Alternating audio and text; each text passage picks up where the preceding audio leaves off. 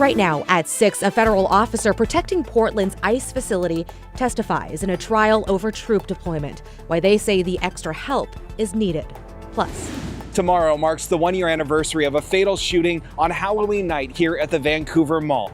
We talked with a mom who was here that night with her 2 kids when both her ex-husband and boyfriend were shot and injured that night. It was like realizing that the worst case scenario was what was happening. What the last year has been like and how it's changed their Halloween plans. Then, as workers and customers try to save one man's life, another allegedly slips away with hundreds in cash.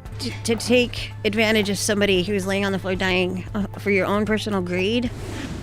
And later, the Timbers fight to keep their season alive. There's no excuse to not come out fast and strong and go for it from the very start.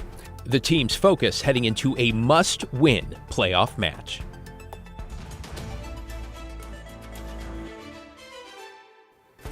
First at 6, federal officers guarding Portland's ICE building say they are exhausted and overwhelmed, and they're asking a judge to allow National Guard support. Thanks for joining us. I'm David Molko. And I'm Christine Pitawanich. The big question at the center of this trial, does the president have the authority to send in troops? Kyle Aboshi is live outside the federal courthouse with what unfolded on day 2. Kyle.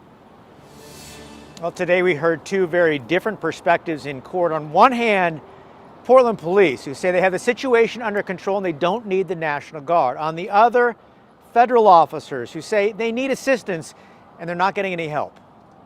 Day 2 of a federal trial over the deployment of National Guard troops to Portland included video of an October 18th protest outside the ICE facility.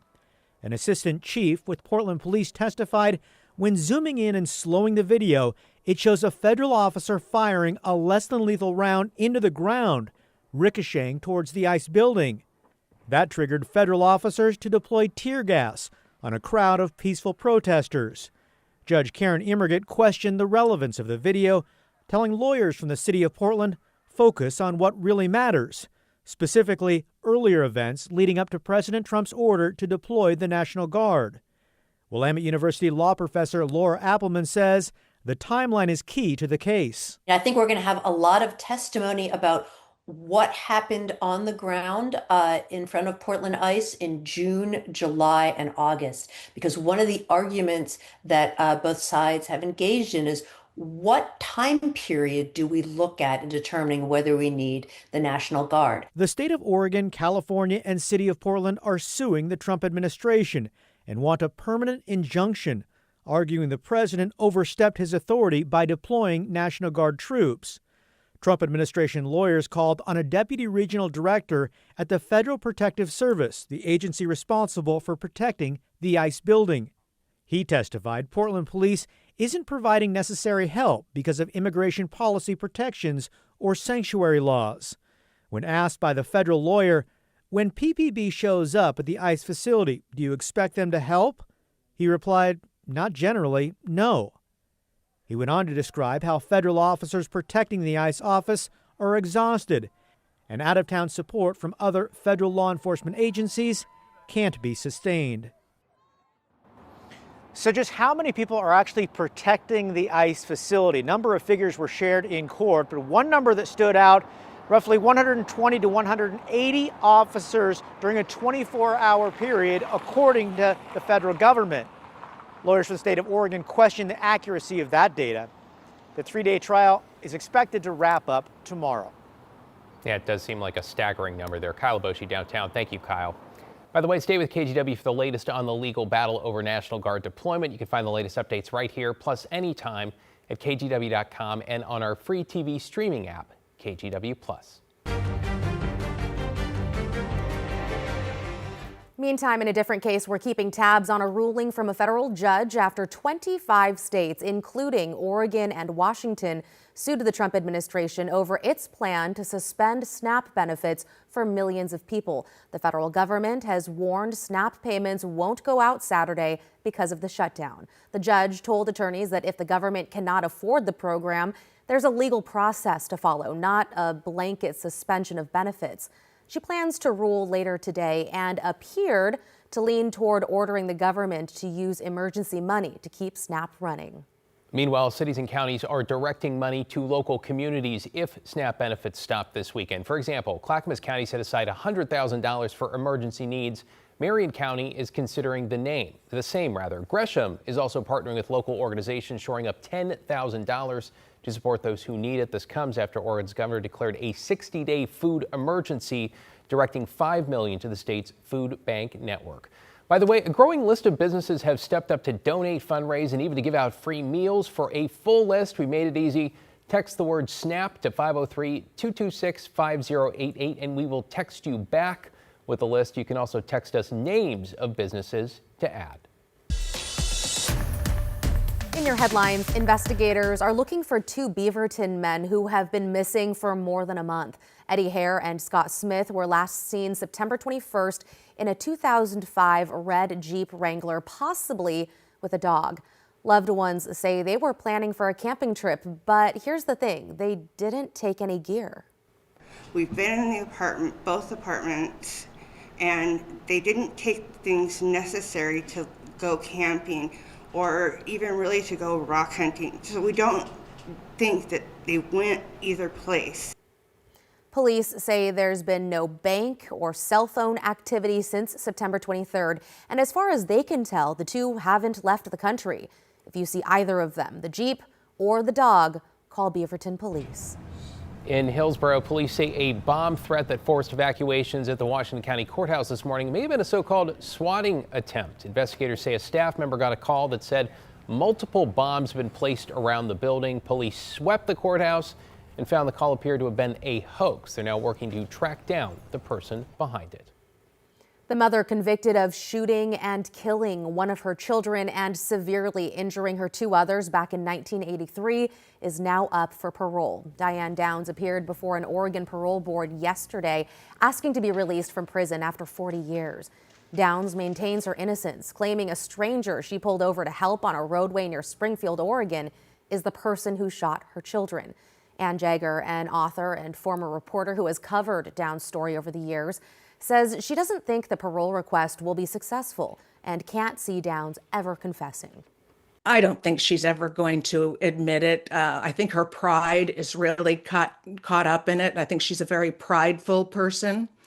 And no, I don't believe she will. The parole board will have 30 days to determine whether Diane Downs will go free. Matt?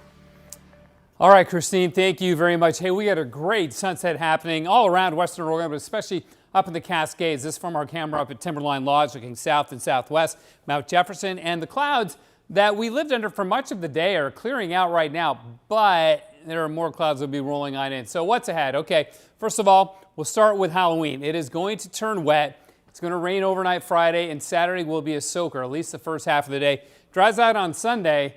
Not for that long, but at least we salvage half of a dry weekend, right? Look at the rainfall forecast here for tomorrow evening. Nothing until 4 o'clock, 5 o'clock. Then it starts to add up. We go about 1/10 of an inch an hour during the prime trick-or-treating hours, which is terrible timing, I realize. So we'll sum it up this way with our scarecast. It's going to be rainy. Temperatures will be in the mid-50s. Won't be all that cold, won't be all that windy, but it will be quite wet. So prepare those kids accordingly, and drivers, make sure you're on the lookout, guys. If only it would hold off a few more hours. If only. Thanks, Matt. So it's been a year for everybody else. It's 365 days of reliving it for us. That mom talking about what happened a year ago at the Vancouver Mall Halloween night. The place was packed with trick-or-treaters when gunshots rang out, killing one person and injuring her boyfriend and ex-husband. And new tonight, nearly a year later, she is still feeling the impact. Devin Haskins is live at the Vancouver Mall with her story. Devin? Yeah, tomorrow, while most kids will be out trick-or-treating, whether it's in the neighborhoods or even here at the Vancouver Mall, they say that they'll be staying indoors, calling it a safe space in light of what happened here a year ago. The last year for Michaela Martin has not been easy. By far, I think for me, one of the personal hardest years of my life. A year of grief, pain, and processing about what happened at the Vancouver Mall on Halloween night in 2024. It was supposed to be a happy day. It was supposed to be an enjoyable experience. Hundreds of kids roamed the mall that night, trick-or-treating. when around 7:30, someone started shooting near the food court. Michaela was inside with her 2 kids, her boyfriend and ex-husband. I just knew that I had to get to my family and get to my kids and make sure that everybody was okay. And then when I got there, it was like realizing that the worst case scenario was what was happening. Everyone scrambled. Nearly 100 people called 911, including Michaela. Shots fired. There are multiple people with gunshot wounds. We need medics immediately. Yo, we gotta go. Police raced over. Food court. Second floor, second floor. One officer worked with mall security to help track down the shooter. Stand by for suspect description. He's the shooter because he's holding the gun. As medics and police raced into the mall that night, Michaela was still there. Single gunshot wound to the left, lower abdomen. That's her kneeling down next to her boyfriend Brandon, who had been shot in his side. Across the mall's cafeteria, her ex-husband Daniel had also been shot in the foot. Both survived. It was shocking. I didn't really know what to do or how to handle it because like 2 parts of my life were on 2 different sides of the cafeteria and I couldn't be in 2 places at once. 2 days later, Vancouver police arrested Travis Ward at his home. He's accused of walking into the mall wearing a Joker mask and shooting and killing James Jahar Perez and injuring 2 others. Police questioned Ward about the shooting, which he has denied doing. No, who is he to you? I don't know that dude. It has been almost a year since that day. Tough. It's been really tough. Martin says she was recently diagnosed with PTSD, panic disorder, depression, and anxiety. A year after the shooting, the pain, the grief, the processing of what happened are something she faces every day. Just when we thought we were out of the woods, it's a year later, is now it's still impacting us a year down the line. The Vancouver Mall will hold a trick-or-treating event for families again tomorrow. They say that anyone over the age of 10 will not be allowed to wear a mask. They also say that they will have extra security on site. As for Travis Ward, he remains in the Clark County Jail. His trial set to start in March. Back to you. I'm sure some families happy about those extra security measures. Thank you, Devin.